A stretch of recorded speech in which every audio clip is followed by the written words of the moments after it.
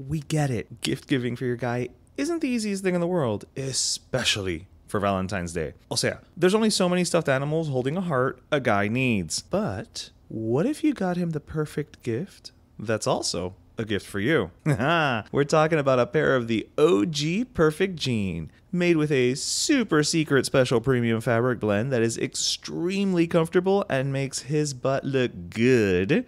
The Perfect Jean has fits ranging from athletic to slim thick to skinny. So whether running errands with a polo for the office or paired with a solid color tee and blazer for date night, the Perfect Jean always looks and feels good. And let's face it, if your man looks good, you look great. But what's a gift without a little savings for you? Use code PEROPOD, that's PEROPOD, on your first order at theperfectjean.nyc and get 20% off. Hey, Valentine's Day is about showing love, and we think 20% off your order shows just how much we love you. So this Valentine's Day, save 20% off a pair of the Perfect Jean for your man with code PEROPOD. It's the perfect gift. Hey everyone, this is DJ. And this is Ish. And this is Season 7 of Pero Let Me Tell You.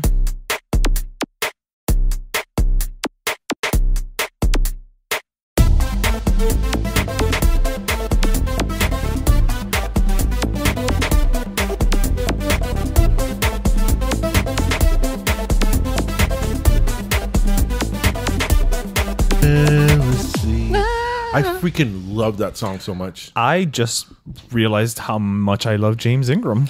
Dude, James Ingram. It's a name I knew.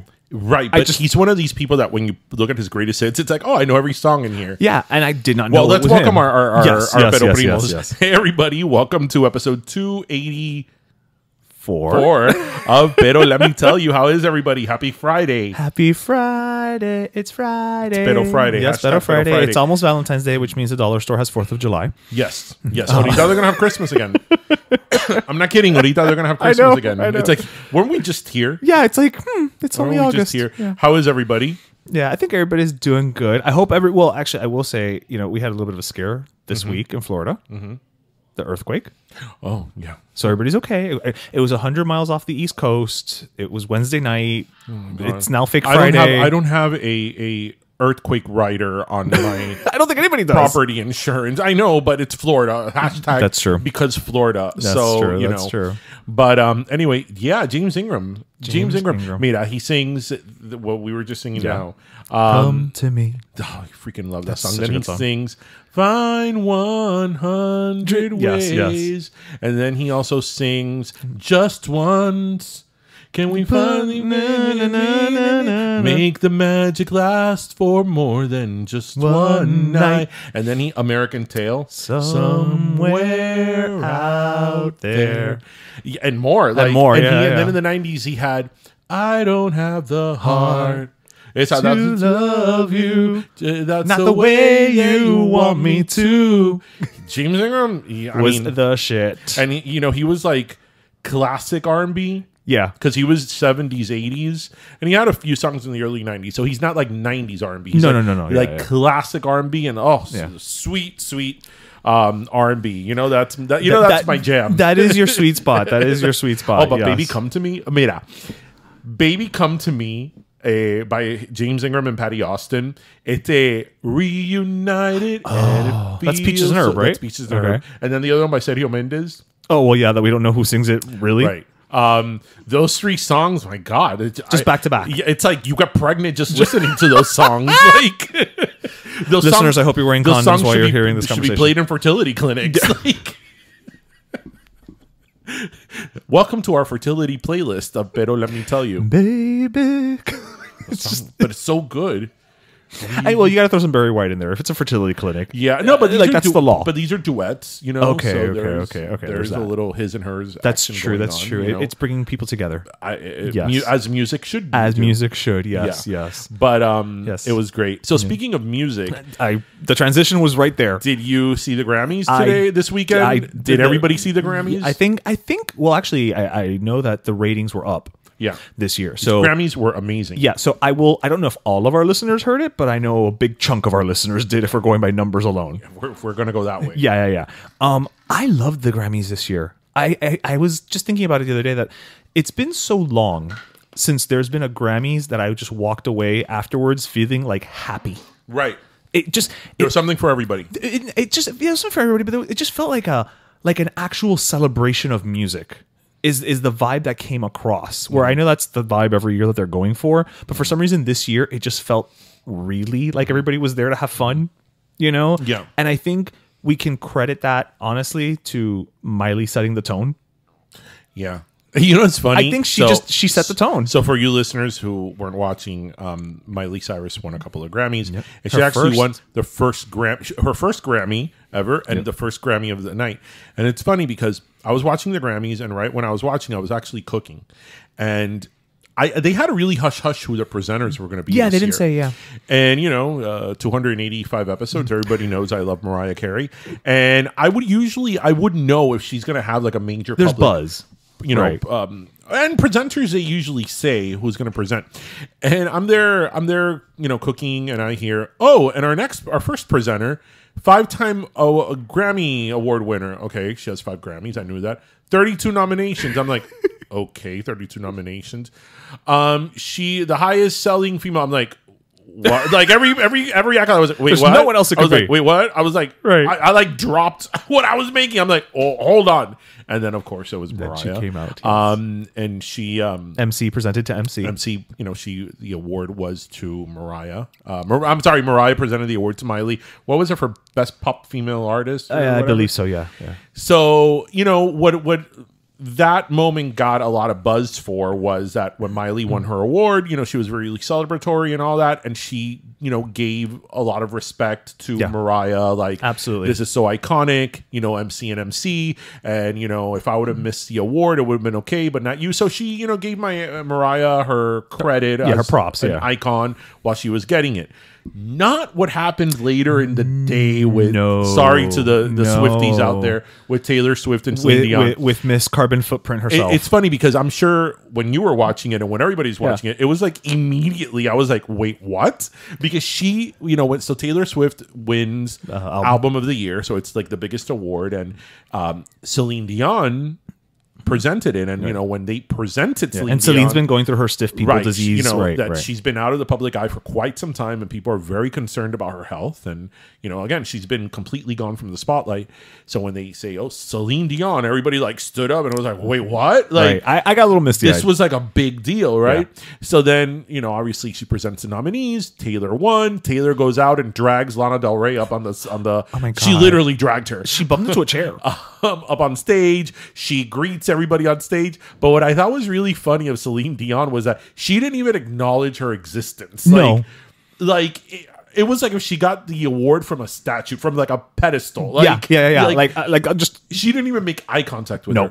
Obviously, I would like to believe she that got she was caught up in the moment. Yeah. I mean, I don't think that Taylor Swift, and I'm not a Swiftie, I'm not either I don't either defend her or criticize her, but I also don't think that she would have done that. Not purposely. Not purposely. Right. But the MVP of the whole Grammys is that PR person for Taylor Swift, because obviously we all noticed that at the same time that she didn't acknowledge Celine Dion. And not less than 2 minutes later, 120 seconds later, there was a picture on Twitter of them two hugging. Yeah, So that person holding the award. Taylor, if you're listening to our podcast, you better give that person a raise. Yes. Well, maybe not, because I think that person is probably responsible right now for the other kerfuffle that's happening with Taylor Swift. What's the other kerfuffle? So there's another kerfuffle? There's another kerfuffle, a Taylor kerfuffle. Oh, no. So, I don't know if you've heard of this kid who he tracks the private jet usage of celebrities and billionaires, and he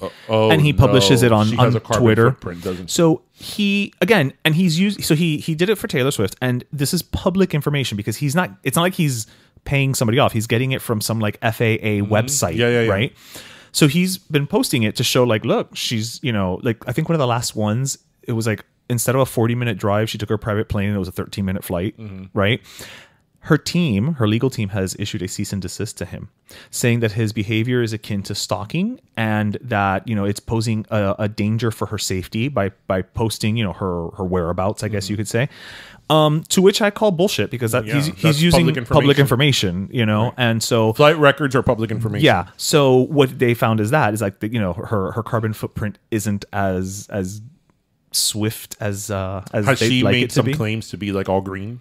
I don't necessarily know that she's been making claims. I mean, but she has an album called Evermore. So. Yeah, I mean, I think she's, and I don't know how carbon footprint works, listeners. So if any of you knows, please feel free. But I think she borrowed against some footprints, and there's a whole thing. Look, I barely know air rights because of burlesque. Two involved things there. I mean, I do think that obviously as a celebrity, there's a lot of celebrities that take all these private jets everywhere, right. And I think that as a celebrity, maybe if you have the option, as you said, of a 40-minute flight versus a 40-minute drive, a 40-minute drive versus a 13-minute flight, maybe if it's not too much a big of a deal, take the bus or and these are like really big, nice private buses. Yeah, it's right? not the public transport. Yeah. At the same time, like maybe certain celebrities or millionaires or whoever take private jets, because it's not common folk like us, could do maybe a little bit goes a long way, could be a little bit more responsible about that. But at the same time, I also think that Taylor Swift is in a unique position right now where anything and everything that she says or doesn't do or doesn't say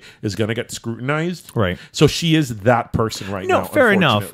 But to this kid's credit, I mean, he's a college student and he does it for everybody. I mean, he publishes it igual for Taylor Swift, for Donald Trump, for Elon Musk, So I remember Harry and Meghan got some shit for that too, right? That they were using, their plane in philanthropy, because they were going to all these philanthropic events and using their private plane a lot. So I don't have a problem with that being out there. And again, it is public information. Right. But again, I think that right now she's being so scrutinized, that whole conspiracy that her and this guy. What is that? I can't even be bothered to it really is look into it. So but what is it? So the whole conspiracy is that apparently Taylor Swift and Kelsey, they are in on it. Their relationship is a sort of a publicity stunt. Okay. And the games now, especially the championship games, are all bought and so it's locked up. Yes, in favor of the Chiefs, and that they are going to win the Super Bowl. So it could include it could make them more popular. How's that possible? More popular and have their power more spread through. So then at the end they could endorse Biden. Good Lord, that is some long game It's funny bullshit. because the other day someone very close to me mentioned that, and I go, "Stop!" I was like, "Stop." This is how rumors.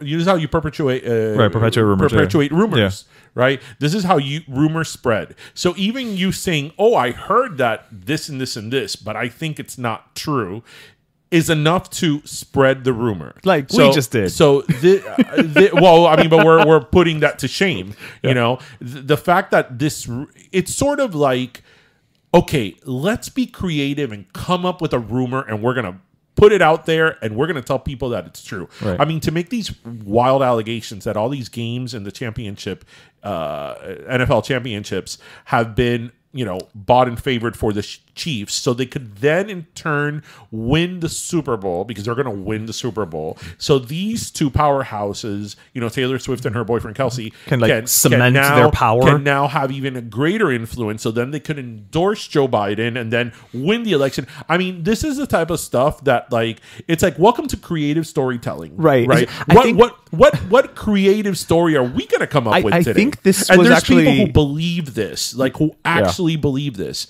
and again, this is not even about political ideology. No, it's just the leaps you have to make to think that this is true. Yes. The mental gymnastics that you have to do. The mental gymnastics that you have to take to get to that. I mean, and listen, that's not to say that there's certain things that aren't rigged or certain things fair enough. that may be, in play in completely other realms. But I mean, this is like a really far stretch. And there's people who believe it. I mean, look, I think at the end of the day, most people, even people that say they believe it, don't believe it, but they'll do and say whatever they need to do and say to get to their ultimate political narrative that fits them. Right. So yeah, it's really, really crazy. So it's funny because there's people who are saying, oh, you watch if the Kansas City wins the Super Bowl. See, I told you it was right. Well, they're sort of leaving out that Kansas City has won several Super Bowls in the last several years, and they are currently one of the powerhouses, not now, for several years in the NFL. So they have a very good track record. They have a very consistent record that shows that they're on the top of literally their game. Right.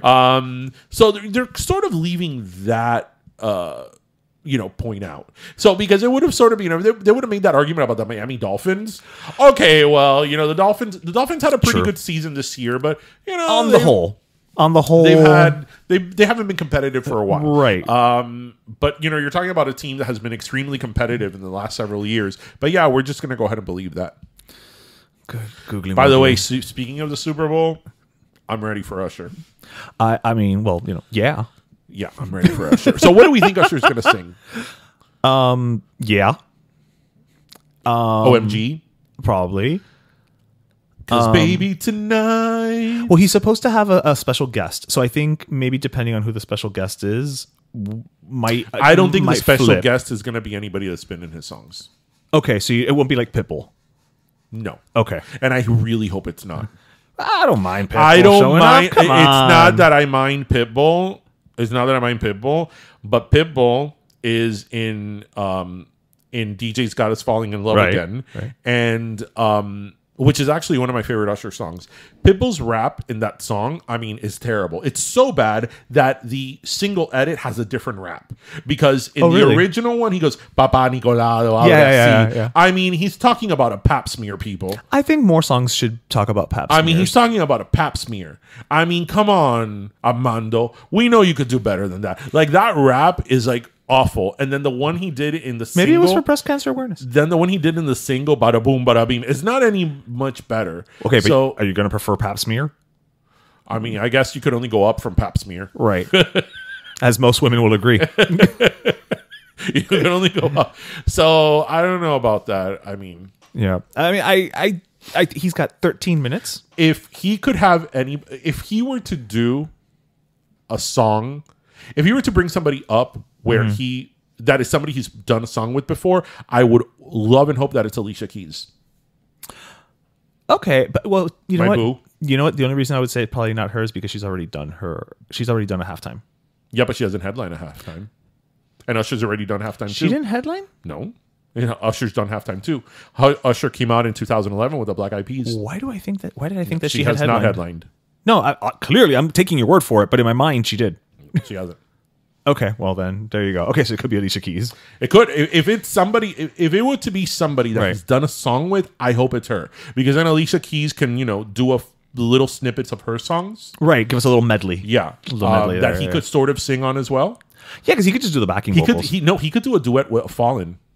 Ooh, with her. See, and he could do a why do you duet get me excited about things that then don't happen? Some people want it all. So yeah, it could be Alicia. You heard it here first, people. It could be Alicia. You know what?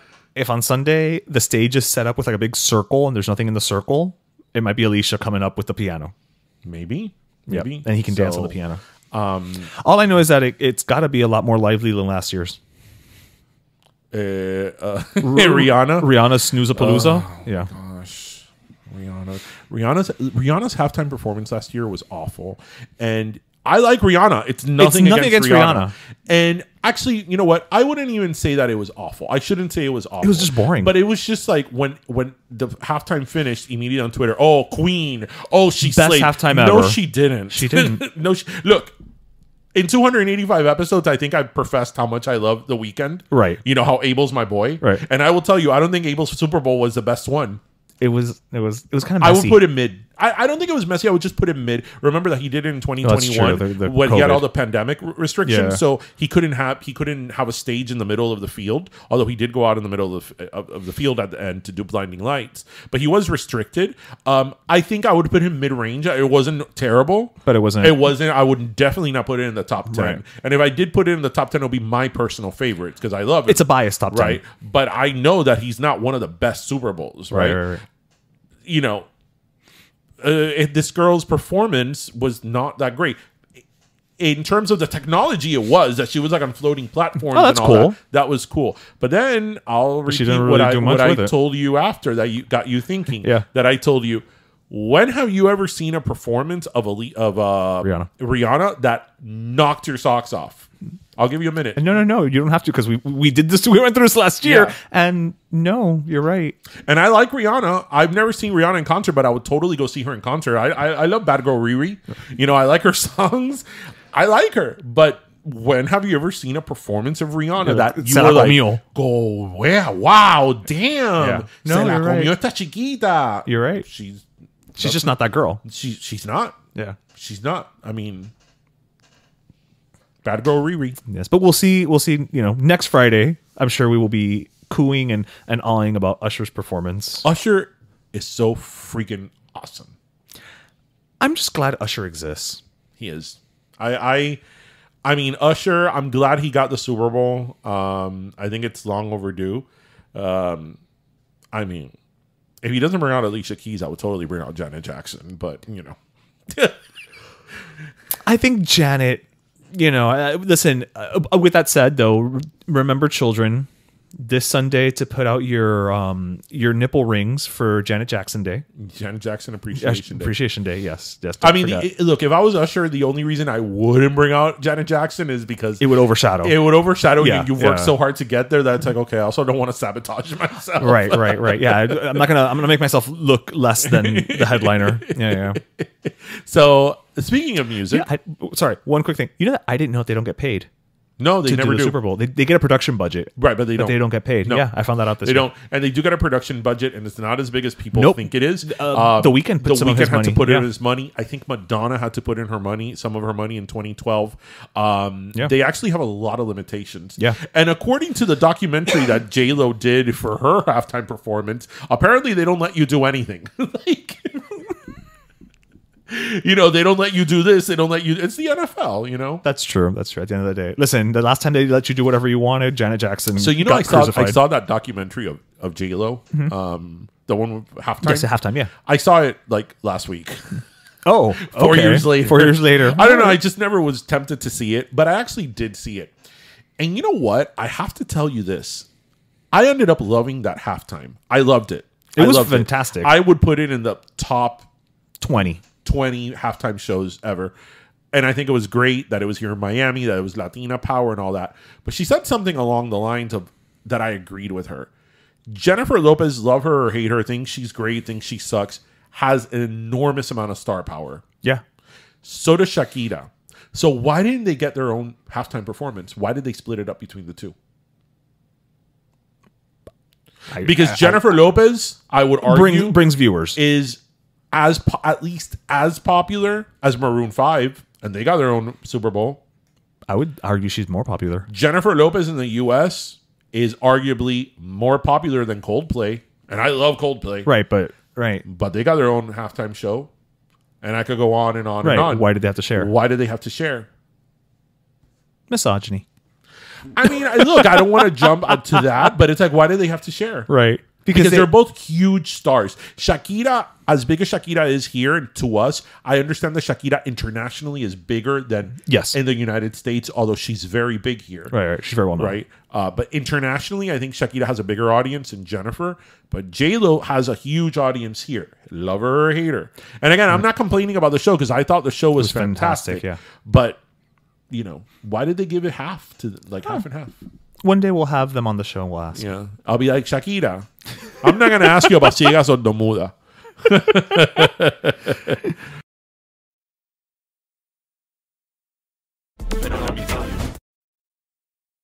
This episode is sponsored by BetterHelp. We're well into the new year, and you're probably trying to figure out how to keep those New Year's resolutions. You know who could help with that? Our friends at BetterHelp. So often we focus on external factors when trying to make changes in our lives, when the key is actually improving our mental well-being. BetterHelp offers various customized therapy options like phone, video, text, or even live sessions, all with a certified therapist. Your mental health deserves to happen on your time, right? And BetterHelp can match you with a therapist in 48 hours in most cases. And as a special offer for Pero Let Me Tell You listeners, you can get 10% off your first month of professional therapy at betterhelp.com/pero. It's already more affordable than in-person therapy. Now you can also save on your first month. Self-improvement isn't just a New Year's resolution. It's a lifelong journey, and BetterHelp can help you take the first step on that path. That's BetterHelp. HELP.com/pero. Thanks again to BetterHelp for sponsoring this podcast episode.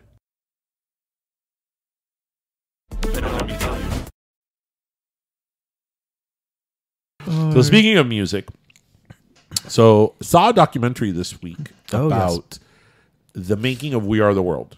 I think you said you hadn't had a chance. I have not, no, to watch the documentary. And it was really interesting because they talk about the making of the show of the song and how hard it was to get together. I think it was 47 singers for the show, and these were 47 of the best singers at the peak, in their peak of the most legendary singers: Diana Ross, Tina Turner, Bob Dylan, Michael Jackson, Hall & Oates. Again, we have to always, this is the Hall & Oates podcast. So on and so forth. Cyndi Lauper, Huey Lewis, Smokey Robinson. I mean, legends, absolute legends. And how hard it was to get them all together in one room to do that. And the only way they could do that was if they shot it the night of the American Music Awards. And like I learned in the documentary that same night, Bruce Springsteen had concluded his Born in the USA tour. Jiminy. And he flew from the last show over to record the song. Oh, wow. Like, it was that big of a deal. And, for those of you who are maybe old enough to remember this song, and the song has significance to you, I really recommend watching it because, for example, I actually think We Are the World is cheesy as fuck. Like, I don't like it. I don't like the song. No, I'm not a fan of preachy songs. I actually think the song is terrible. But, especially if you're our age, that song was very, very relevant when we were kids, like little kids. That song came out when we were like in kindergarten. So that was also a song that did not die for years. For years, it didn't die. So every Christmas show, every chorus rehearsal, every graduation, every freaking thing was "We are the world, we are the children, we are the ones." So I like your "We Are the World" by way of JoJo Siwa. So you just did that was like, "We are the world, we are the children, we're the ones who make a better day." That would have been JoJo Siwa. Everyone, we are the world. You like the ball in my hair? Anyway, moving right along. So the reason I brought this up was because as much as I don't care for the song and I think it's really cheesy, as I said, I do feel for the song from a nostalgic point of view because it reminds me of my childhood. And it reminds me of how big a song can be because that song was massive. True. So what made me think about this, and I pass it off to you, and this may make us sound old and dated, is I was looking Way to tee it up. I was looking at that documentary and I was like, man, everybody on here is a freaking legend. Yeah. Would they be able to do that today? So I think that the short answer is yes and no.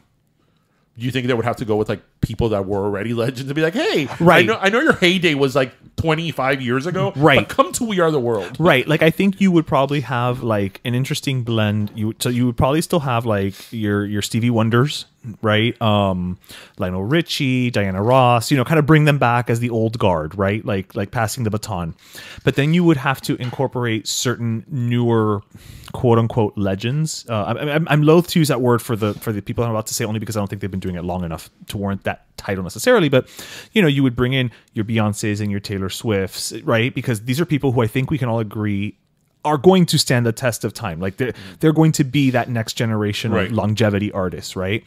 And then you bring in, your other people who are probably not going to be around for the next 5 years or so. Right, but Mira, because something that I was looking at is that So, for example, We Are the World was recorded in January of 1985. So it's 39 years old. So, for example, somebody like Diana Ross.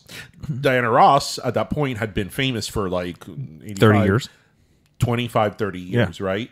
But she was still extremely relevant and making top 20, top 40 music in 1985. Yeah, she had probably just come off of like Mahogany or something. Right. Yeah. The same with like Kenny Rogers. Right. The same with like Lionel Richie. You know, he had been around for a while, but you know, even though Lionel Richie came out in like the 60s with the Temptations, The Commodores. Like his biggest hits were actually in 84, 85, 86. So they were still to come.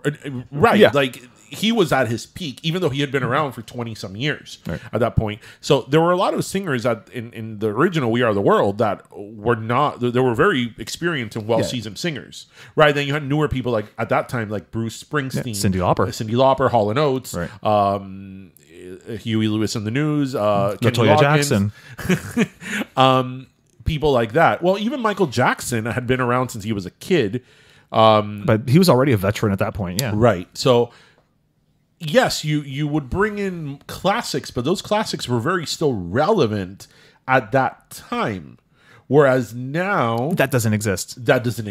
Very few people, like... I mean, I guess you could say Madonna. Right, but Madonna, there's certain people that are in a different category. But like, for example, if they were to bring somebody like Beyonce is a good example because Beyonce is one of the exceptions. She's had a recording career for over 25 years, Right. and you could even say that she was at her peak. You know, this past year now with Renaissance. But Beyonce's the exception, not the rule. Like, who are you going to bring from the TRL days? Let's say that 20 years ago. Are you going to bring Blink 182? And no disrespect to them. No, maybe you could bring the lead singer from Fall Out Boy. So are you okay? Let's say, are you going to bring Christina Aguilera? And it's no shade to Christina Aguilera. I mean, I think. Okay, so I would say yes, only because if you're looking for that combination of like powerhouse voice with name value, I say bring Christina. Right, but she's not the. To your point, she's not relevant today the way that Diana Ross was relevant at that time. Exactly. Correct. So, and it's no shade against Christina. It's just charts. And I think she's a great singer. But Christina, at this point in time, is practically a legacy act. Right. Yeah. Christina's songs aren't being played on the radio. Right. Maybe they should, but they're not. Right. But again, that's why I said all these other people in the original We Are the World were 20-some, 30 years into their career and were still rocking out those hits and like were huge, massive successes. But I also think it also the music industry and even radio was so different at that point too. But that's why I say that's the big factor. Right. Obviously, things have changed. Yeah. Things have changed. I mean, otherwise we wouldn't be having this conversation. Right. But that's why I say when I was watching, I'm like, could they do this now? Could they get a room with 45 people like at the top of their game that are recognizable to everyone, recognizable to everybody, that are still making hits, that are still relevant? You know, could they get 45 people that are now of a different generation? Right. I don't think they can. Or I think it would be a lot more challenging. It's a lot more challenging, also just because everything is so much more fragmented. And when I was watching that it was 47 people, I was thinking it was 47 people, and despite that, they left out this person, this person, this person. Oh, this yeah. person, You heard that one, gente. Right? Yeah. Whereas now, I'll be like, I don't think you could fill up 20 of them. No, I mean, again, I'm sure if you gave me a couple hours, I could probably come up with it, but it's not that long of a show. But that's why I said, I think, think about TRL, because TRL we're talking about over 20 years at this point. Right. So technically, that's who you could bring in Justin Timberlake. Right. Justin, you could still squeeze that is sort of relevant. You could bring in Usher. Very few. Usher would be a great one. Again, that's what right. But even still, are you going to bring as much as I love Usher? Usher's not played on the radio, right? I mean, he just died, but even if he would have, could he bring somebody like Smash Mouth that was very popular in the TRL days? Lincoln. Well, no, I keep talking about people that have passed away. Yeah, give me people we can work with. Even Jennifer Lopez, like. Right. You would bring in Jennifer Lopez because of the star power, but not because of the music relevance. Right. No, you're right. You're not wrong. Who would you even bring? Mm-hmm. And honestly, I think it's also showing a little bit of our age that I can't think of a quote unquote new artist who I think would be a good fit. And again, I don't know what the cutoff would be for the new artist portion of it, right? Like, do you bring in Olivia Rodrigo? Or is it, SZA? Is it like what is the cutoff? Is it Jelly Roll? I don't know. Mira, somebody that you could bring in, whether you like her or not, is somebody like a Miley Cyrus, because Miley Cyrus is a good 15 years into her career. True. Right from when Hannah Montana came out or more and all that. And look, she just won a Grammy this week, whether you like her or not. I mean, she's sort of proven the test of time to a certain extent. Yeah. Somebody like her, I mean, it does exist, but like you really have to think about it. Yeah, I think it requires more thought. Because even if you were to include somebody like a Celine Dion, a Mariah Carey, things like that. Right. I mean, I love them. I would love Mariah to be in that, but Mariah's already past her prime. Yeah. Right? So yeah, you would be putting her in there because of a legendary status, but not because she's somebody that's current. Right. That her stuff is getting played on the radio right now. That she's top. Yeah, it'd be 40. like including Dolly Parton. Right. And even somebody like The Weeknd that I love. The Weeknd's been around for less than 10 years. So I wouldn't even put him in that category as these legends. I mean, these people are already iconic. Yeah, but the Weeknd, but the Weeknd could fall under the. I mean, because again, going back, Springsteen and Cyndi Lauper at that point were quote unquote new or newer. So I think you still have to have room for those newer acts that show promise. Right. Like the Weeknd. Right. Yeah. So I think that could work. Well, you know what? We should. We'll bring in Alicia Keys as well. Just bring Alicia Keys into everything. Alicia Keys should just show up at everything. Britney Spears. How would she Britney sing that? I'm children. I'd bring Dua Lipa in because I just need Dua Lipa, and everything. I just want to watch Dua Lipa. You know what? I've said this before. I wonder if it's hard to be Dua Lipa. That you wake up in the morning and go, oh my God, I'm so fucking beautiful. Like I tell you, Shima has to be a terrible person because it's not fair that somebody is so beautiful and talented. Like it's not fair. She's not a good dancer, if that helps. You know what? I know that people have talked about her not being a good dancer, but I think she's worked on it. Oh, she's put in the work, but it doesn't come naturally. Her Grammy performance, actually going back to the Grammys, was great. Yeah. I mean, it was really, really good. I know. I have heard that she's not a great dancer. Yeah, I went to her concert. She's not. She's not going to win Dancing with the Stars. Right. She gets the job more or less. But I mean, yeah, I'm like, she must be a total bitch. Because like that's the rumor we're gonna start. It's not fair that you're so talented and you're so freaking beautiful. And you know what I find so attractive in her is that she doesn't even try. Like she just shows up. I'm Dua Lipa. Well, listen, if you've seen her father, it's genetic. Listen, it goes back to what I tell you. Her family's from Kosovo. That part of the world. I don't know people. I don't know what is in the water. That part of the world in Australia. What's in the water in that part of the world, but it's like, I had heard the thing about her father, and then I looked him up and I go, oh. But you didn't see him at the Grammys standing behind her? I didn't notice. No, but this was a while ago. Oh, okay. That I had heard her dad was like a silver fox or whatever, and I looked him up. I'm like, oh, that's not like a model or somebody. It's her dad. And he's probably younger than us. It's like, oh, it's her dad. It's like, hi, like this is my dad. He's like the tremendo stud. This is my dad. But it's like, well, it explains it.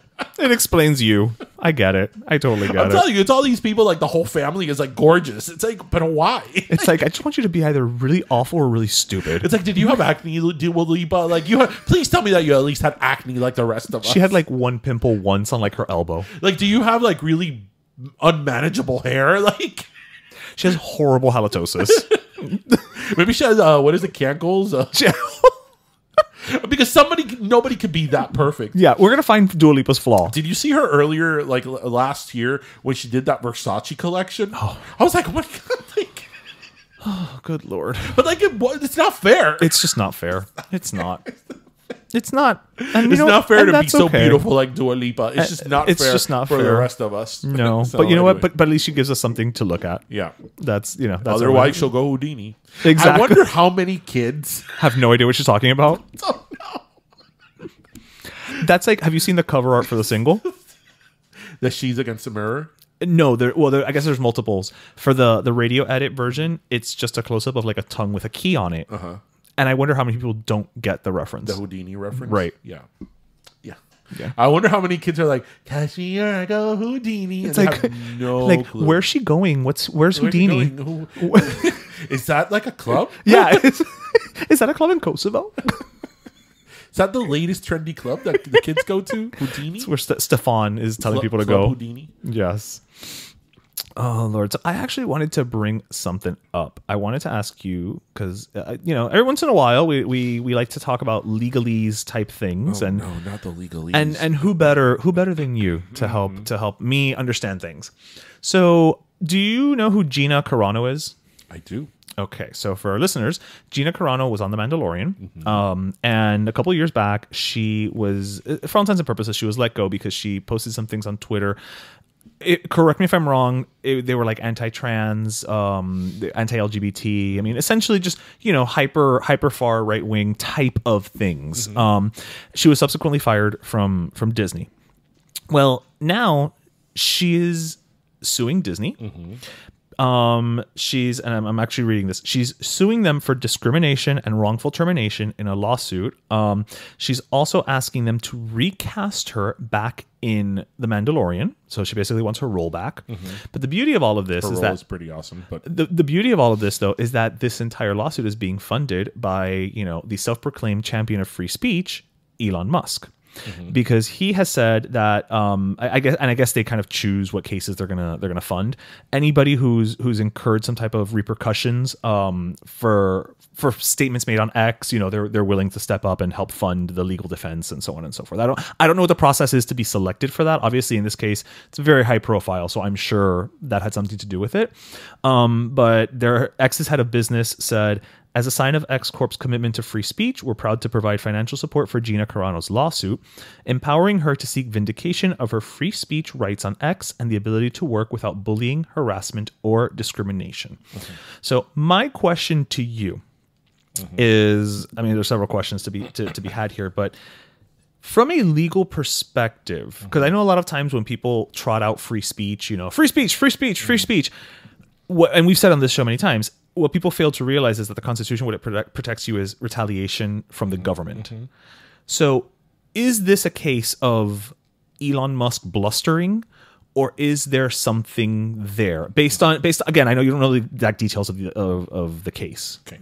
So as far as the wrongful termination part of it, that I don't know of, because I really don't. I remember when all this was happening with her, but I really don't remember or know on a factual basis the allegations in terms of the wrongful termination. So I don't know the timeline as to what it is she said, what did Disney say, then what did she say again, then what did Disney say? They asked her at one point basically to issue a statement saying that, she was very sorry for what she posted. She said, I'm not doing that. They wanted her to meet with some LGBT people in the company, and she said no. So it sounds like they tried to kind of like, look, do this and it'll go away. I'm gonna let's first talk about that, and then we'll talk about the free speech part of it. Yes. So I'm going to go ahead and assume, I could be wrong, this is an assumption, that anybody that works for anything 1 million miles near Disney or anything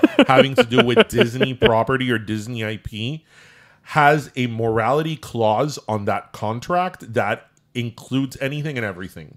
So I'm going to go ahead and assume that there was probably some type of clause in her contract that Disney probably used, like a morals clause, against her in terms of curtailing her postings, because this was on Instagram, right? No, this was on Twitter at the time. Now I want to bring something up. While she was allegedly fired for her cultural and religious beliefs, Carano argues the entertainment giant turned a blind eye to her male co-stars who allegedly made offensive and denigrating posts directed toward Republicans. And she points to Pedro Pascal's 2017 post comparing former President Trump to Hitler.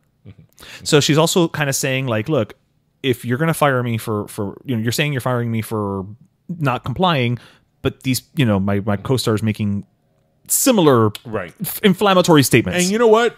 That may be true. That may not be true. I don't know, because then we have to go back and build a timeline to that. So you could make an argument, as she is there, in terms of the wrongful termination, that similar behavior and similar posts have been done by other people that are associated with the production of The Mandalorian that didn't have any consequences or repercussions, whereas I had comparable behavior, and this is what the outcome was. Right. Hence the wrongful termination. Discrimination. Now, I will say this. that is not necessarily a defense in law, because that's sort of saying when a cop stops you because you're speeding, saying, well, that car over there was speeding, why didn't you stop him? Okay. Right? So from a legal perspective, it's not really a defense to say, oh, well, these are the clauses. I suffered consequences because you're alleging that I violated them, but these other people also violated them and they didn't get anything done to them, right? That's not a defense at law. But couldn't it be a defense from a jury, if it goes that far, perspective, to say, let me finish. If they're saying, she was let go for inflammatory statements, could not at least, maybe, I don't know if it's a legal defense, but just in terms of getting the jury to put in their mind, can't they bring up, like, look, you're saying inflammatory statements are not allowed, and yet here we have these other instances? No, because if you base the jury instructions on the charge at hand and at the legality of it, or whether it's a statute or a contract, if you base it on the elements of a breach of contract or things like that, you don't base that, and the jury instruction is not going to be, well, but other people. No, it's the facts in this case. This person's the allegations against this person are this. The contract states this. Did she breach this? Yes or no? Okay, so it's a contract dispute, essentially. Not did other people. I mean, again, I'm alleging. Right. We don't know here. Right. We don't know here. On the face of it. Sorry. On the face of it. So that one I can't. That one I will guess more on. But with the free speech one. Welcome, ladies and gentlemen, to Pero Let Me Tell You's refresher on free speech. This is the Learn Corner. I may or may not have learned free speech during my stint in law school. Just they still cover that, really? Yes. Yeah, okay. Con law we took several times. Con law is you take more than one semester. And con law being constitutional law. Constitutional law. Not laws about convicts. No. So again, ladies and gentlemen, welcome to the refresher course of Pero Let Me Tell You. First Amendment. Is it a First Amendment violation or not? That should be a game. Ooh. So many people would fail. Again, things that I may or may not have learned in law school. Anyway, so let's go over this again. Freedom of speech refers to speech that you make, that you say, that is constitutionally protected, and because it is protected, you cannot have repercussions in terms of the government. So the government cannot arrest you or sue you or anything like that because of your constitutionally protected speech. There are exceptions to free speech, like hate speech, so on and so forth. Yelling fire in a crowded theater. That's the one everybody always goes. Well, it's a little hanging fruit. There are exceptions, but generally, it is protected speech.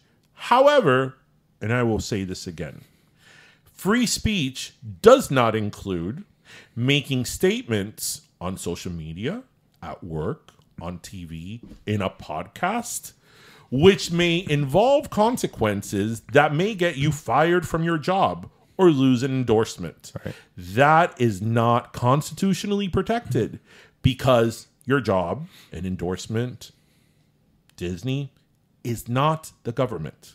So thank you for coming to this refresher course of Pero Let Me Tell You's 101s of con law. I will say this. I don't agree with this woman's stance on these things, clearly.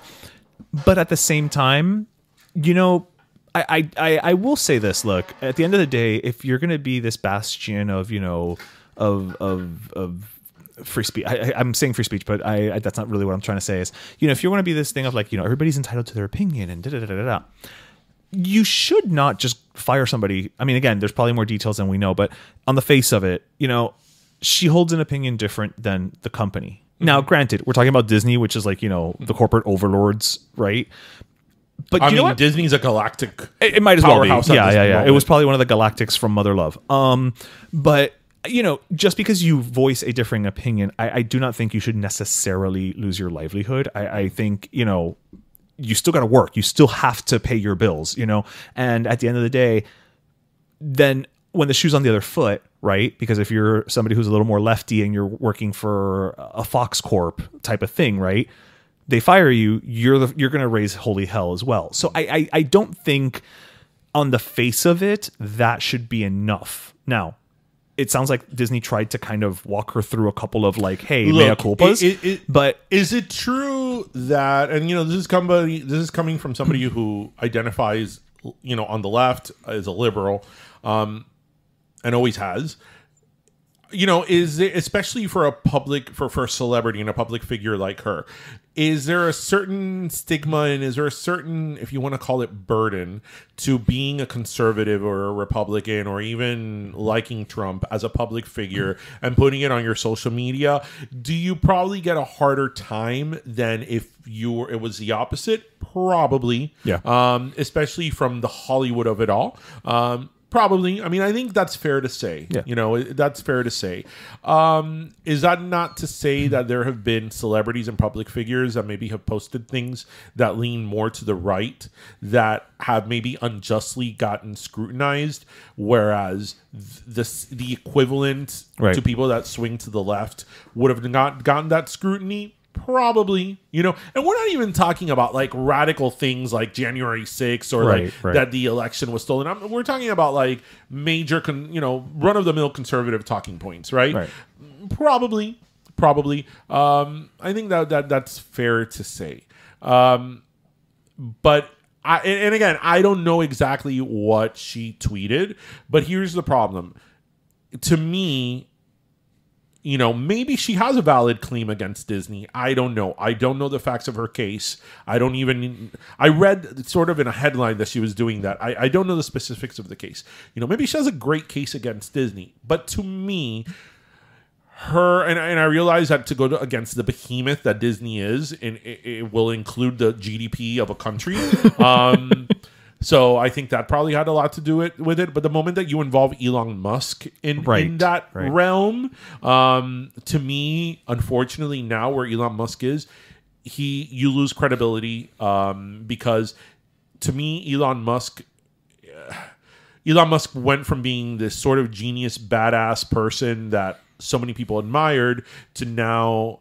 I mean, and it's not even whether you agree with his politics or not. It's just like, what the hell are you doing? He's just a troll with a budget. What the hell are you doing, right? Because he's running Twitter to the ground, right? Yeah. Just from a business sense. Oh, yeah. I mean, he's running Twitter to the ground. And I find it fascinating that he's like being this proponent for free speech when it has been demonstrated in the last, since he took over, that there have been times where people's accounts who are anti whatever his stances are, the algorithm. So you can't. You're playing fast and loose with free speech on X as well. Prior to him getting involved in Twitter, there weren't a lot of things wrong with Twitter because there were. Yeah, it's not him necessarily. There was a lot of misreporting and things that weren't being reported by Twitter in terms of political standpoints, especially conservative ones. So Twitter was no angel even before he got involved. But to me, right now, he's sort of like a shock and awe person that he just does things for shock value and to kind of make headlines. So I don't see him anymore as somebody that has a valid or even intellectual concern. I just see him as somebody who is there to shock people and shake things up. He's clickbait. He's clickbait. And to me, the moment that you have Elon Musk and something like this, to me, you lose credibility, and it becomes all of a sudden political. Because this was already political because of the basis of what she said. To the base, yeah. But now with him, it becomes even more political, and it becomes even like 10 degrees worse than it was before.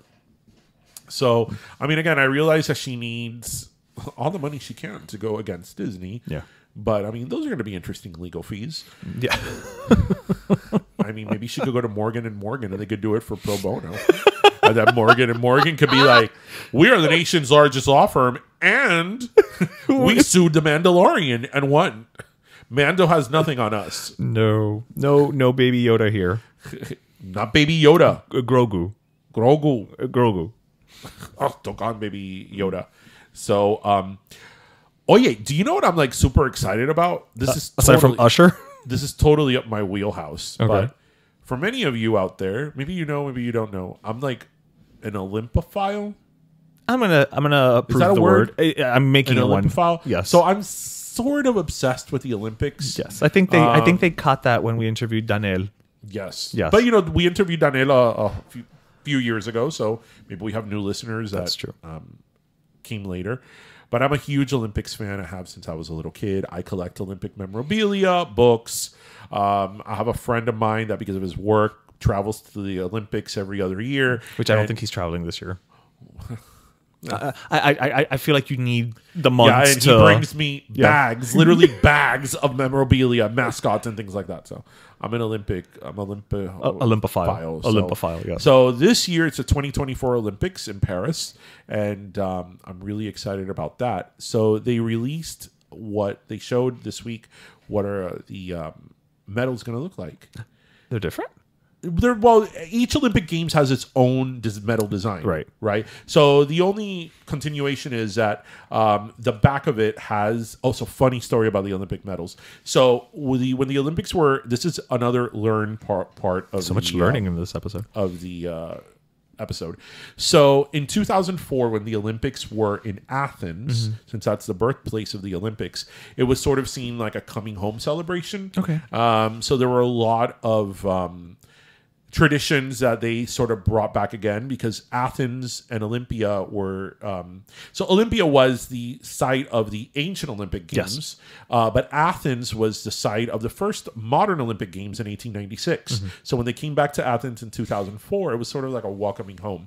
So what Athens did was that usually the Olympic medal on one face has a design that is of the current Olympic Games. Okay. And then on the other face, it now has an image of the goddess Nike. Oh, okay. Right? This has been going on since the 2004 Olympics in Athens. They were the ones who now instilled that new permanent design of the goddess Nike. Because prior to that, the image on the Olympic medal that was the permanent image that every single Olympic Games had was of a Roman goddess in front of the Colosseum. So they got it totally wrong. So they didn't run this by anybody? They did never run so all the Olympics of 190. That's wonderful. It was 2004, 96. So for 108 years, all the Olympic medals on one side had a Roman god with the Colosseum. Not a Greek one. So Athens in 2004 fixed that. But anyway, so each Olympics, so in the back it will have the Nike image, but in the front it'll have a current image of the current Olympic Games. And for the 2024 Olympic Games in Paris, the part of the medal that has a design that is of the current Olympics will have a piece of the medal of the Eiffel Tower. Oh wow! Yeah, it's really interesting. Oh, that's so cool. They got this iron from the Eiffel Tower from a remodel that they did of the Eiffel Tower some years ago. They obviously kept that scrap metal. So as one does. That's the scrap. Well, it's the Eiffel Tower. Exactly. You're going to keep scrap metal. It's going to be of the Eiffel Tower. The Tour Eiffel. Do you know what year the Eiffel Tower opened? No. 1889. That's a long time ago. So I'm gonna give a little bit of Eiffel Tower history in a moment. So they're gonna get the pieces of that scrap metal really cool. of the Eiffel Tower to put on the original medal. So do you know the purpose of the Eiffel Tower? Not even a little bit. How it came and all that? No. So the Eiffel Tower was designed by Gustave Eiffel. Okay. And it was for the World's Fair in Paris. Oh, oui. Okay. World's Fair gave us so many cool things. It did. It really did. Some of the most important monuments in humanity have been because of World's Fairs. So it was for the World Fair in Paris in 1889, and it was actually supposed to be a temporary structure. It was never designed to be permanent. And in fact, when it premiered during the 1899 World's Fair in Paris, the Parisians and the world hated it. They did? They thought it was really ugly. They thought it was an eyesore to the skyline, because actually Paris till this day, being such a huge city, has a very small skyline. Paris has very strict ordinance on skyscrapers not being built. If you look at the skyline of Paris, it's very mid-level buildings, mid-rise buildings. There's only a very small part of Paris in the central business district that has higher buildings, and they're not even huge skyscrapers. They're very strict, just taller. on that. So that's why the Eiffel Tower dwarfs everything around it. So the Eiffel Tower was supposed to be temporary, and they hated it. So fast forward, so they kind of kept it there, and it was supposed to be demolished, and it never was. So fast forward to, I believe it was World War One, that they used it as radio signals. Oh, okay. Yes. Okay. So then after that they found some functionality to the Eiffel Tower, they sort of kept it for a few more years. Okay, so they knew what to do with it. They kind of didn't know what to do with it, and demolishing will cost millions and millions of dollars. So then it just stayed there. It was actually in disrepair for quite some time, and it just stayed there for a few decades, and then eventually people grew to love it. It became an icon, and now the world's most famous structure. So that's the story of the Eiffel Tower. That is wonderful. That's it. Nobody wanted the Eiffel Tower. Nobody wanted it. Le Tour Eiffel. Oui. Yeah. Mon Dieu. Now, do you know some other very important fixtures of the World's Fair? Okay, so You lived by one. I was going to say there's the ones in Corona Park. The Unisphere. Uh-huh. From the 1964 World's Fair. Then there's... Do you know what else came out of the 1964 World's Fair? I'm going to say, I don't know if I'm right, but I think I am. Is it the Carousel of Progress? Yes, sir. Okay. And then there was the Ferris wheel in the Chicago World's Fair. The Columbian Exposition of 1893. Right. And that's where my knowledge ends. Okay, so the 1893 Columbian Exposition is one of the most important and iconic World's Fair ever. So it was in 1893, and it was to commemorate in 1893 the 1492 good Lord, the 400 years of Columbus. And they did it a year later, but they did it in Chicago, and it was this massive undertaking. Actually, the 1893 World's Fair is my favorite World's Fair. So World's Fairs are also things that I collect a lot of books on. And in that World's Fair, it was the first World's Fair to have electricity. This is the one from Devil in the White City. Yes. Okay, yes. I love that you know it because of a book. But okay, you know it, but you know it. But it is historical fiction. So it is historical fiction, because there was those murders did. Oh, they did happen. Yeah, absolutely. Yeah. So it was the first World's Fair to have electricity. As you said, the Ferris wheel its debut was at the fair. Right. And what was really interesting about the Ferris wheel, and the man who designed it was last name Ferris. Is that Ferris wheel, after the World's Fair, sat abandoned because there was no interest in it. So I'm seeing a pattern with World's Fairs. So, and then in the Columbian Exposition in Chicago in 1893, the area that connected the main part of the fair to where the Ferris wheel was, that had all the smaller exhibits and sideshows, was called the Midway. And hence, it was Midway, hence the Midway at the fairs. Yeah. Really interesting. Do you know another fun fact about a World's Fair? No, I'm pretty much tapped out. So 1904 St. Louis World's Fair. Okay. We had a guy who was selling ice cream. We had a guy who was selling Belgian waffles. Yes, that's... The guy of the ice cream runs out of cups. He tells his friend next door who was selling the waffles, give me some of those waffles. Hey, can you give me some of those waffles to put the ice cream in? And he sort of made it into a cone, and hence the ice cream cone came out of the World's Fair. Those are your World's Fair facts. Yes. So much learning happening in this episode today. I can actually go on. I could geek out about no. World's Fairs. You could do a mini series, I'm sure. We could have like a whole special section. World's Fair tidbits. No, seriously, but what people have to understand about World's Fairs is that, this was before... Obviously, before the internet. Right. This was not before television, because when the 64 World's Fair TV already existed. But, the World's Fair used to have a huge significance because it was these events that were held, every 4 years that is where different countries used to get together in their different pavilions. They would pick a site, a different country in the world, and then all these countries will get together and show off technology and show off the latest and greatest things that their country had to offer. Like, for example, in the Columbian Exposition in 1893 in Chicago, one of the things that was also very important is that that's where sort of more modern day architecture came out in terms of houses being wider. Oh. Not like row houses. Row houses, yeah. And, you know, these World's Fairs had a huge influence on the way we lived our life. Well, I mean, think about how far away everything was. I mean, I know that sounds stupid to say. Like, of course, countries are far away, but just, you know, the means of communication. I mean, what was the letters? So if people are telegrams, if people are curious about this, I invite you to go to YouTube and look up. There's a lot of content about World's Fairs. Is that there is this in New York, in the same spot where the 1964 World's Fair was, a Corona one in Corona Yes. Park. The 1939 World's Fair was held there as well. Oh. And if I show you an image of it, you'll know what it is. It's like a spear and like a tower next to it. The thing from Men in Black. No, the thing from Men in Black is from the 64. This is 64. Okay. This is a 39.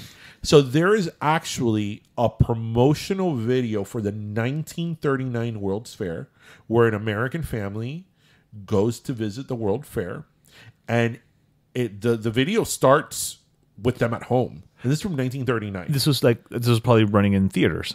Yeah, it was like a promotional spot, like a little movie. Yeah. And they go to the World's Fair. The newsreels. And there's a I think it was General Electric or was a Westinghouse robot at the World's Fair. And the robot talks to the kid. And, you know, you look at it and you're like, that was from 1939. Right. Like, that's a big deal. And there's a lot of content on it, but it's really interesting, the history of World's Fairs. So I'm really excited about that. It still exists? The World Fair still exists. Really? I mean, obviously not in the fact, same. in 2023 or 2022, it was in Dubai.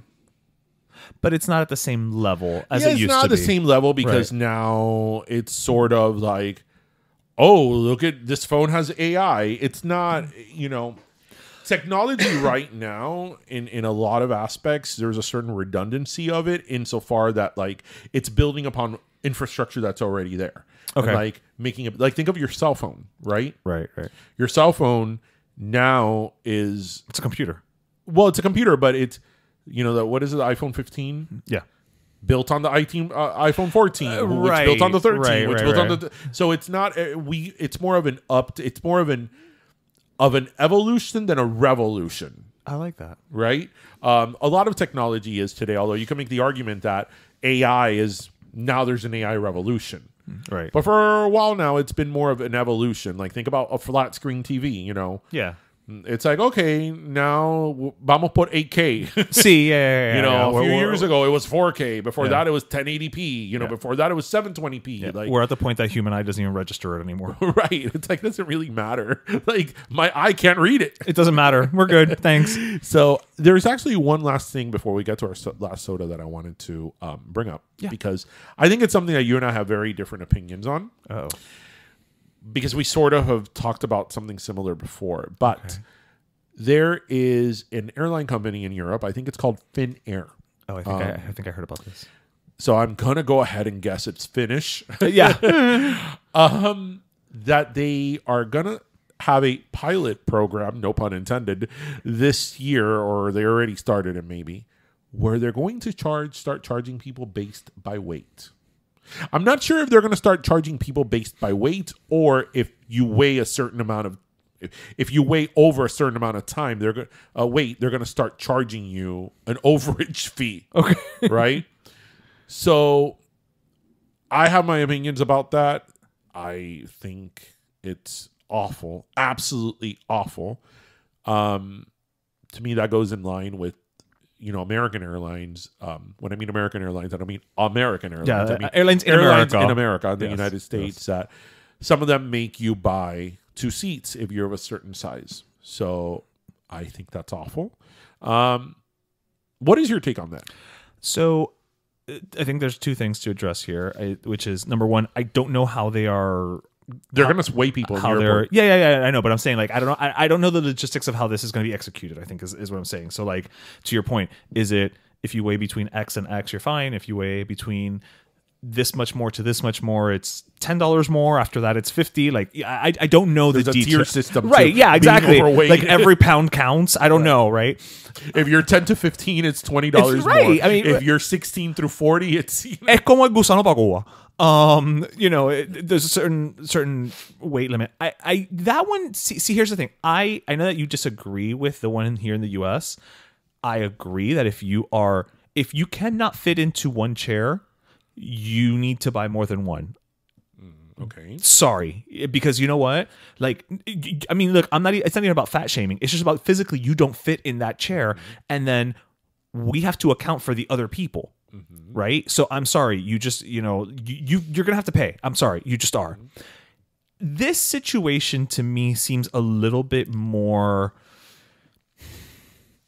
fat shaming than the other one, because the current system here in the US, at the very least, it's more of in theory, you can do it before you board the plane.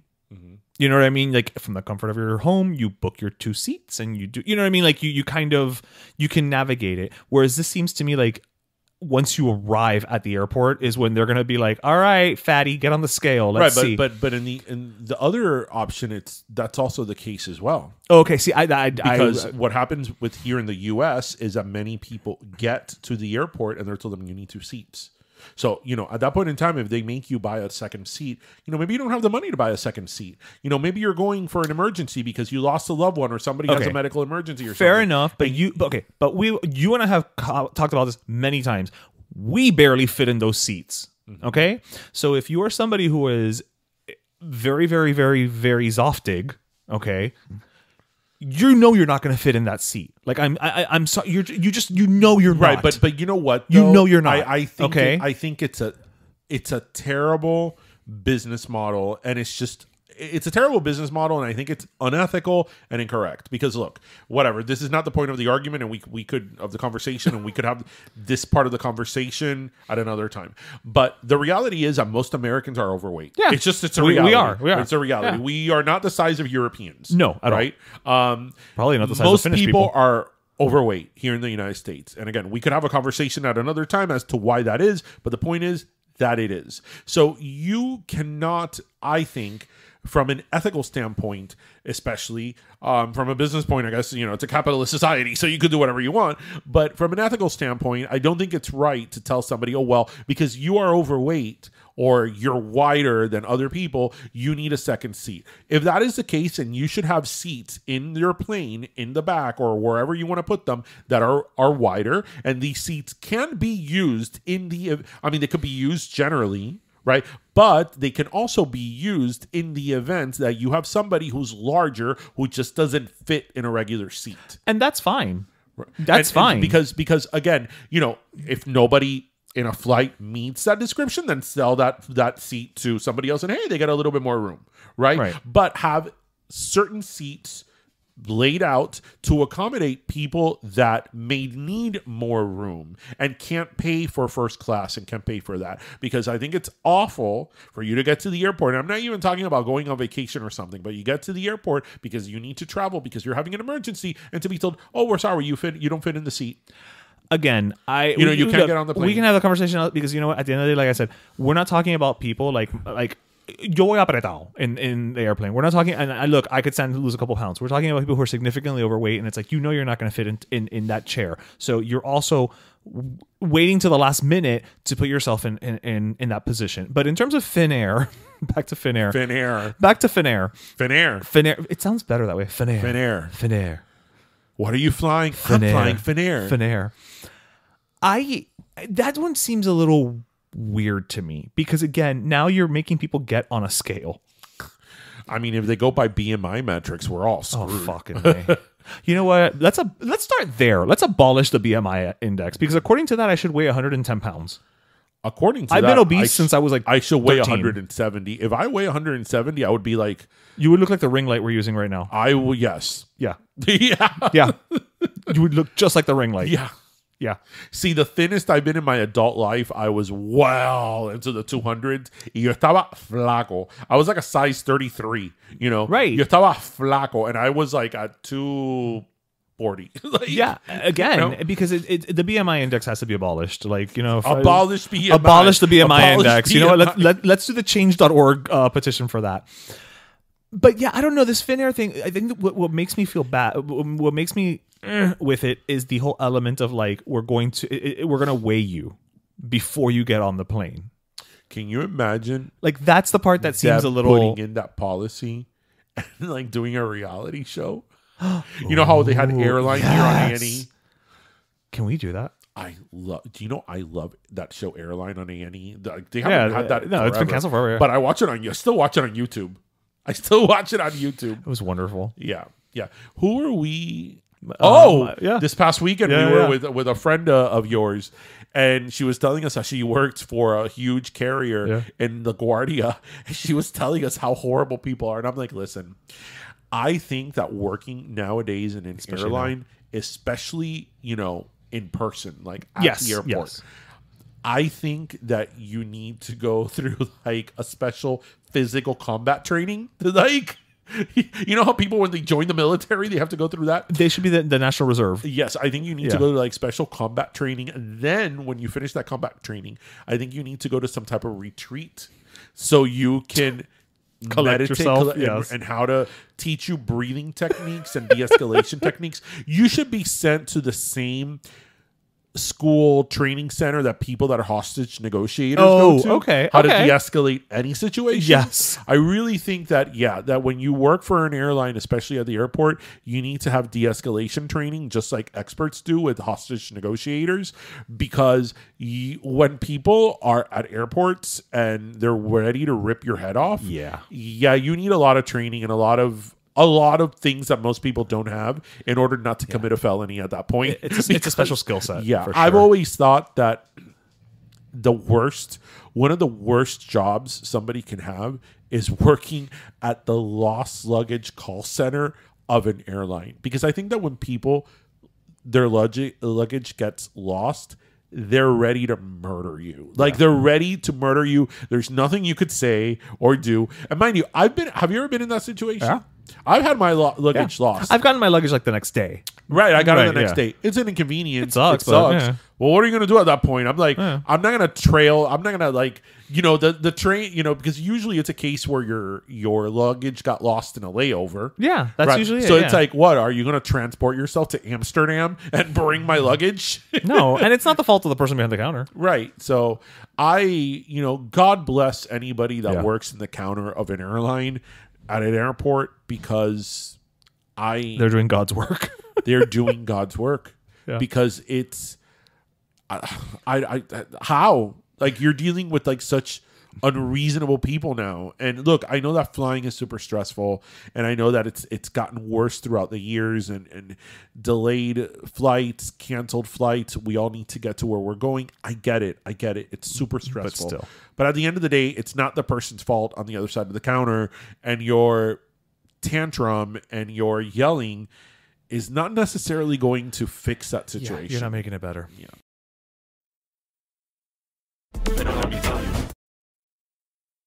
Bueno, we're officially at that point where many of us have broken that resolution about eating better. Oye, no es fácil, mi gente. But you know what does make it easy to be healthier?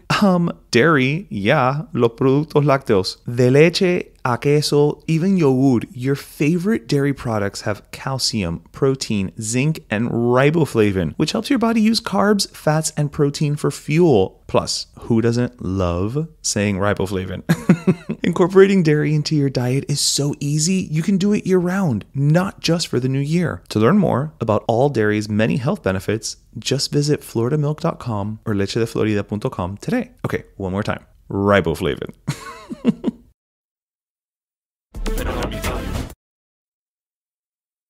So not even a little bit. Oh, no, all this Finnair talk has made me very thirsty. Finnair.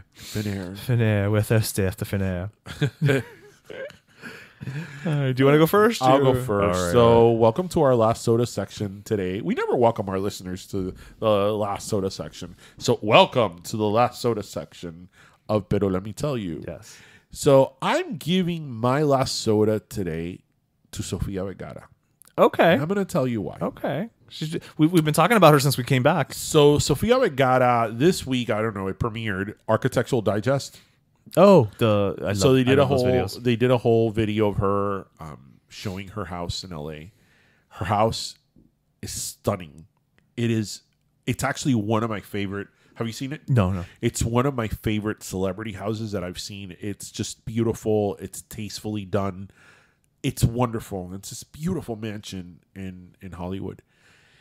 And I was thinking, like, man, she has come far from the Fuera de Serie days con Fernando Fiore on Univision.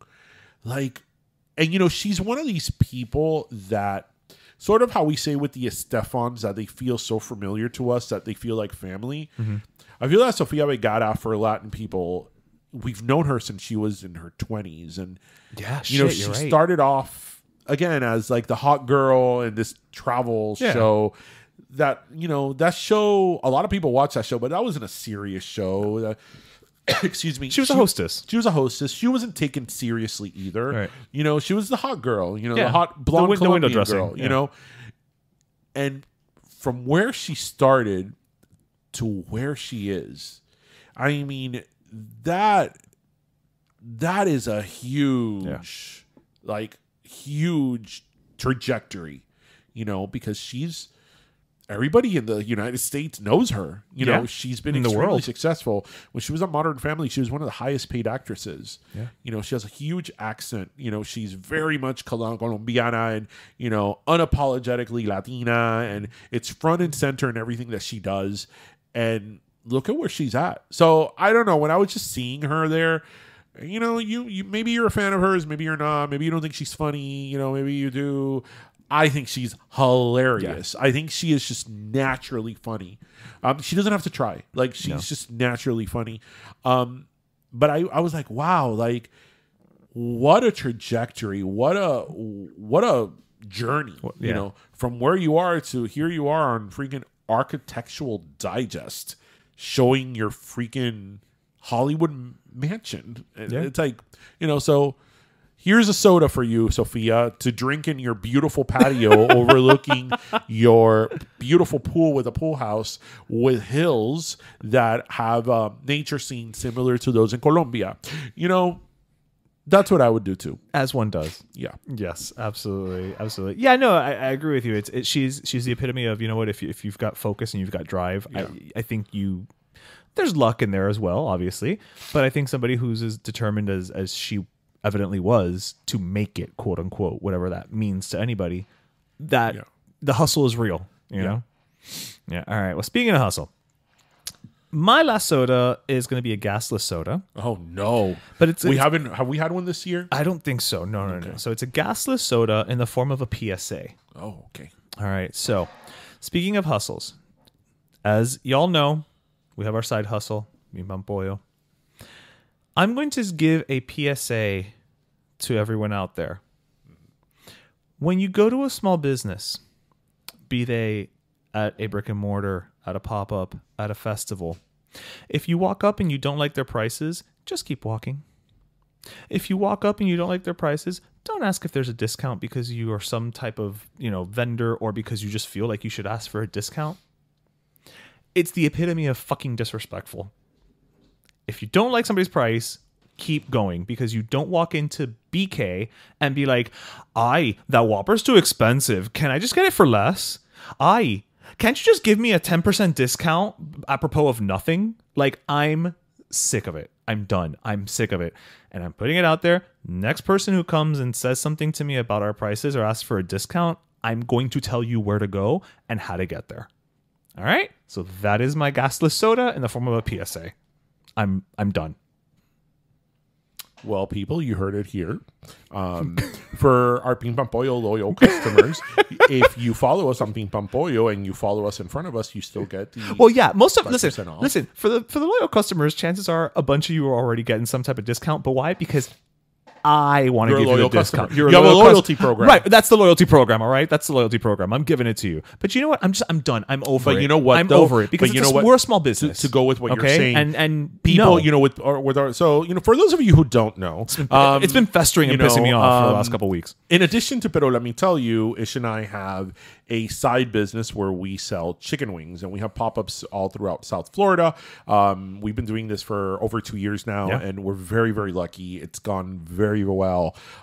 We pop up all over town. We've been in very prestigious food festivals. Actually, we're going to be at the South Beach Food and Wine Festival. And to be fair, most of y'all are great, right? So we've done very well, but we are a small business, and you know, food costs are really, really high. Yeah. As you say jokingly, we got into the chicken wing business when there was a chicken wing shortage. Yeah. Right.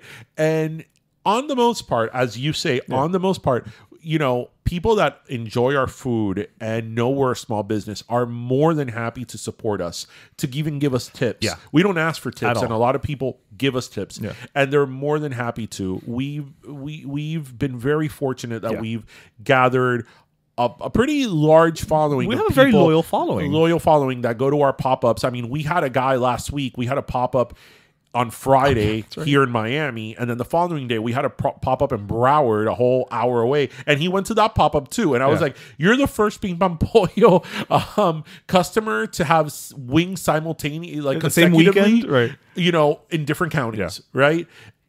And that's amazing. But then again, every now and then we'll get that person. It's like, "Oh, your wings are really expensive. Can you give us a discount?" And again, going to what you say, you don't go to Publix and tell the manager, "Oye, el pollo está carísimo, porque tú no me das un descuento en el pollo? Oye, que cara está la carne, you know, look at butter, how much?" Right. So it's very entitled, conceited, y fucking equivocado, Right. to go to a small business and be like, "Oh yeah, this is really expensive. Can you give it to me cheaper?" Right. Like I would never. because you're in a parking lot. Yeah. Right. And so, you know, again, it's a little bit of the whole, like, you know, Lady Gaga Madonna thing where it's like you can walk into a room and of 100 people and 99 of them are great, but it's the one that pisses you off that you remember. So yeah, that's kind of where it's been festering in my head for a couple of weeks now. So that's your PSA. Yes, that is my PSA. We've never had a gasless PSA before. No, we have not. And this is the first. It's a new year. It's a new year. Yeah. And ultimately what it comes down to is just respect small businesses. You know, respect small businesses. They are not just hustling. In many cases, these are small businesses that are actually making a living off of their small business. And, you know, you just need to respect that element of it. And if you don't like it, that's fine. But just keep going. Right. Moving right along. Yes. Feeling fancy free. Fun and fancy free. There we go. The part of the Disney Masterpiece Collection, nobody ever talks about that That's movie. right. Yeah. Fun and fancy free. Imagine if like you come up to somebody, you're like, "Oh, I'm a huge Disney fan. I love Disney movies. What are your favorite movies?" My favorite movies are Fun and Fancy Free, The Black Cauldron. The Black Cauldron, and The Three Caballeros. Those are my 3 favorite Disney movies. I'll probably love that person. You know what? I'd be down. I'll be like, "You're not basic at all." At all. Like- At all. You and I are going to have fun. Yeah. I mean, the fact that you love The Black Cauldron. Oh man, listeners, have you ever seen The Black Cauldron by Disney? Yo, that's a movie. Yeah, I'm like, pero who approved this? It's like this really. The Black Cauldron was in the 70s. Yes. It was. It wasn't that. There was. I think people really forget that there was a time in Disney movies, like the 70s and 80s, that prior to the Disney Renaissance, early 80s, that the Disney movies did not do well. Like No, the animated movies did not. the Rescuers, although I like the Rescuers, But it didn't really- And the Rescuers Down Under didn't do well. No. The Great Mouse Detective, Oliver and Company, The Fox and the Hound, Fox and the Hound. and not that they're bad. No, they movies, just didn't do well. They just didn't do well. So those are some movies that a lot of times people forget about, like the Aristocats. Oh, that's right. I've never seen the Aristocats. You've never seen the Aristocats? No, But no, it's no. Zsa Zsa Gabor. I know. You would think. You would think. You would think, you know, Zsa Zsa Gabor is a cat. I mean, what more do I need? As a pussycat. As a pussycat, darling. What else? I mean, honestly, it's tailor made for me. If you really stop and think about my it. favorite Disney movies are The Rescuers, The Black Cauldron, and Fun and Fancy Free. Fun and fancy free, you know, the classics. Isn't that your favorite Disney? You know, those beloved classics. You know what's so funny? Like Disney would never do that, but they should build like a whole part of their theme park of forgotten Disney, like B-list alley. B-list alley. And it's just like literally just an alley with all of these muñecos of all these lesser known. Yeah, you know which one I sort of love, but yeah, it's in that list, is Oliver and Company. I love that movie. Oliver and Company was like, I think the last movie before The Little Mermaid. I think so. I think it was like cusp of Disney Renaissance. Yeah. It's like it was almost there. I remember the finger puppets from McDonald's Happy Meal toys. It was almost there, Oliver and Company. Had Billy Joel. Not even Billy Joel could save that. No, not even movie. Billy Joel and Bette Midler could save that one. But yeah, the Black Cauldron. I remember when I saw that, I was like, man, what Disney corporation thought that this was a good idea for a children's movie? Okay, that movie's dark as shit. It's like watching Game of Thrones. It's Coño, I wouldn't have gone that comparison, but no, you're not wrong. It's like the Game of Thrones equivalent to a Disney movie. Yes. Game of Thrones light. The Sword and the Stone is also in there. And those are cute. That's a fun one. Because I feel They that used to play that one a lot on 33. I feel that which one was it? Sleeping Beauty's from the 50s. Sí. All the princesses were like 50s, 60s. Yeah, or that's Aurora. Yeah. I think, by the time Sleeping Beauty came out in the 50s, like, it sort of died down in the 60s. I'm trying to think what... Because Cinderella was in the 50s, in the early 50s. Okay. And I think Sleeping Beauty was either in the late 50s or early 60s. But I think that, Sleeping Beauty was one of the last ones. She was the last one, because I think after her was, like, The Jungle Book. Right. Like, that was, like, the last one of those, like, that first sort of couple of decades of... Yeah, that wave that lasted like 3 decades of like the fairy tales. Yeah. And then it sort of went dark for about 30 years. And then, Little Mermaid came around and changed everything. And, and that's okay. As Ariel does. As Ariel changes everything. Everybody, Diego. Tune in next week when we're going to have part 2 of Fun at World Fairs. Oh! World Fair a go-go.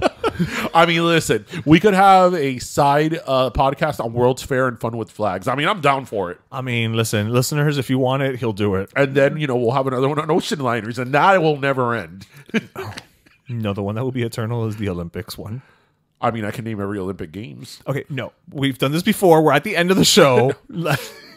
We could have like a side... We could have a... Oh, Lord. World Fair Mondays. Okay. Oh, so this is every day of the week. Tuesdays. Okay. Ballpark Friday. No, because Friday we drop our regular episode. That's right. Ballpark Thursdays. Okay, Thursdays. Okay. What's on Wednesdays? Wednesdays is our Hangueando. Hangueando. Okay. Right? All right. Fair enough. I mean, listen. That's true. With Ballpark Thursdays, I mean... Well, Ballpark Thursdays, there's only so many. I mean, that could be a special series of Pero let me tell you, there's only 30 of them. That's what I'm saying. Like, right, but we could also go to already like gone ballparks. Oh, okay. That could be season 2. That's and then season 3 is arenas. Do you know where the name arena comes from? I believe. Well, it's like Roman or Greek, right?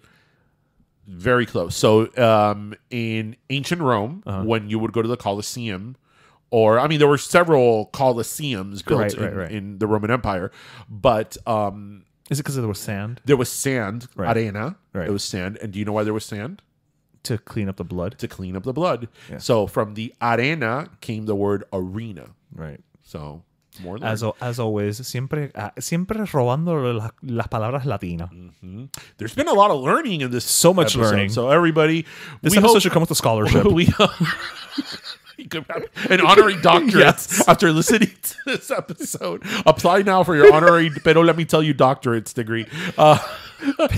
PLMTYU. We can make a T-shirt of that. Where do you go? PLM PYT. PYT University, PYTU. Yes. Anyway, everybody, we hope you listened, laughed, and learned. As always, remember to grab your pastelito, your croquetas, and your cafecito. Yep.